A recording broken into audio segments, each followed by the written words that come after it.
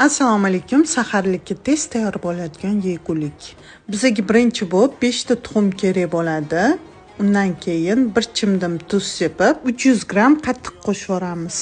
Yaxshilab aralashtirib, 200 gram sirni cho'rka qilib olamiz va ozgina quritilgan rayhon qo'shib yoramiz.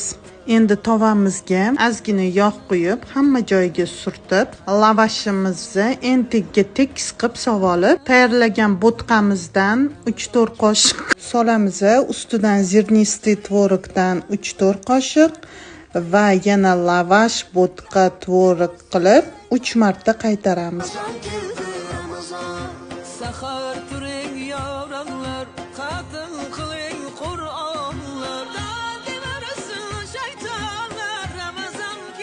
En oxirgi qavatidan keyin chetidan kesib olingan lavashlarni bo'laklarga bo'lib, yana qolgan bo'tqamizdan sovurib, ustidan sir sepib boramiz.